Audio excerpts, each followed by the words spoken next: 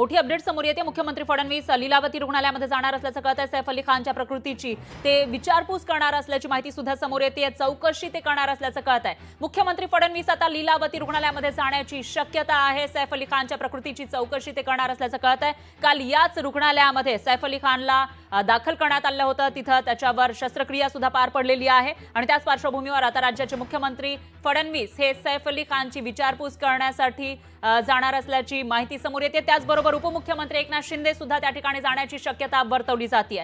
तर एक मोठा सेलिब्रिटी अभिनेता सैफ अली खान ज्याच्यावर हल्ला झालेला आहे त्याच्यानंतर कायदा सुव्यवस्थेवरून प्रश्न उपस्थित केले जात होते। दरम्यान काही तासांच्या आतमध्ये जो संशयित आरोपी आहे तो पकडला गेलेला आहे आणि सरकारकडून आता अशा पद्धतीच्या घटना घडणार नाही यासाठी काय शाश्वती दिली जाणार याविषयी अनेक प्रश्न उपस्थित केले जात आहेत। कायदा सुव्यवस्थेवरून प्रश्न उपस्थित केले जात असतानाच आता राज्याचे मुख्यमंत्री आणि उपमुख्यमंत्री सैफ अली खानची विचारपूस करण्यासाठी चौकशी करण्यासाठी त्या हॉस्पिटलमध्ये जाणार असल्याची माहिती सुद्धा समोर येते। तर सैफ अली खान काल रात्री 2 वाजल्यापासून या हॉस्पिटलमध्ये आहे। त्याला 6 वार त्याच्या बॉडीवर करण्यात आले होते। त्याच्यापैकी 2 वार हे गंभीर होते, खोलपर्यंत गेलेले होते। एवढंच नाही तर त्या चाकूचा तुकडा सुद्धा त्याच्या बॉडीमध्ये होता आणि त्याच्यानंतर काल सकाळी त्याच्यावर शस्त्रक्रिया पार पडलेली आहे। आता तो आउट ऑफ डेंजर आहे, त्याची प्रकृती उत्तम आहे, पण तरीही त्याला देखरेखीखाली ठेवण्यात आला आहे। आरामाचा सल्ला देण्यात आलेला आहे।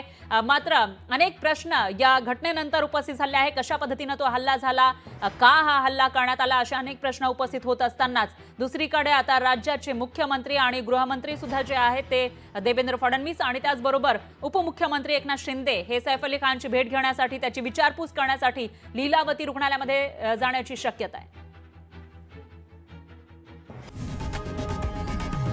लोकशाही मराठी ऐका, पहा, जागरूक रहा।